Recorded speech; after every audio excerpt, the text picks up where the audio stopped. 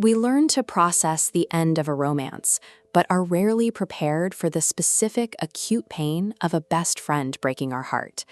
This shift marks stage 1, confusion and denial. It begins when the person you once considered a soulmate becomes a primary source of daily anxiety and exhaustion. At this stage, you might notice they only reach out to extract favors, asking for money, asking for rides, or class notes before suddenly disappearing the exact moment their needs are met. You tell yourself they are just stressed or going through a hard time to explain away the one-sided nature of the relationship. Using these excuses serves a specific purpose. When your social identity is tied to a specific person, admitting they are toxic feels like a threat to your own stability. You protect the bond to avoid the terrifying reality of losing a pillar of your support system, even if that pillar is already leaning. Eventually, the weight of their actions becomes impossible to ignore. You move into stage 2, recognition and realization, where you stop viewing their behavior as isolated accidents and start seeing it as a deliberate pattern. You notice they use backhanded compliments to criticize you under the guise of praise. When they tell you that you look surprisingly good today, they are using your relationship as a shield to disguise their own jealousy as lighthearted teasing. This diagram illustrates the mechanics of friendship gaslighting. One friend maintains a sense of superiority by siphoning the other's confidence. They blame you for every conflict and play on your insecurities until you begin to question your own memories and sanity. Seeing this calculated emotional drain for what it is destroys the belief that the friendship is a safe haven. You finally realize that your best interests are no longer a priority in this dynamic. This realization leads to stage 3, the breaking point.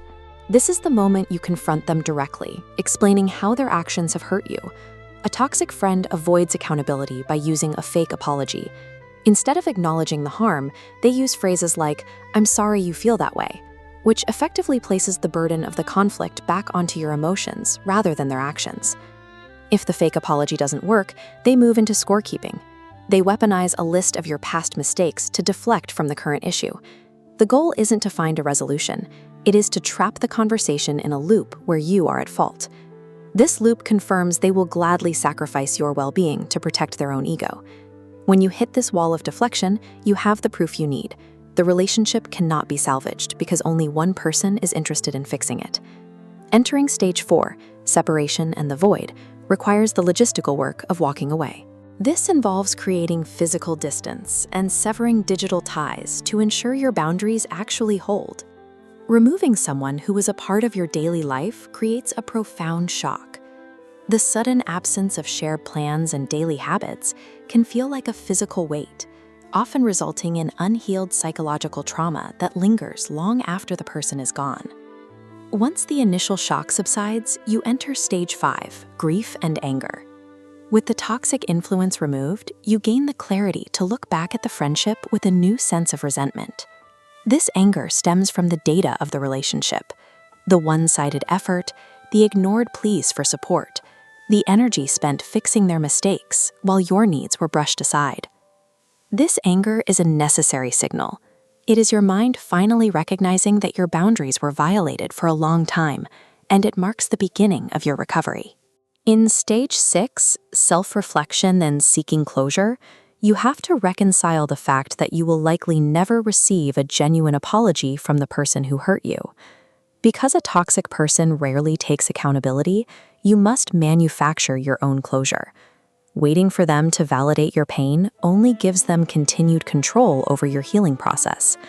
You can process this internally by venting to a trusted family member or using journaling to untangle your thoughts. Putting these complex feelings into words helps move the trauma out of your body and into a format you can analyze objectively. This is the time to ask why you tolerated poor treatment for so long. Identifying your own vulnerabilities allows you to recognize similar red flags earlier in future relationships. Closure is a diagnostic tool you use for yourself, not a gift granted by the person who caused the damage. You reach stage 7, acceptance and reclaiming your peace, when the self-blame and mourning stop.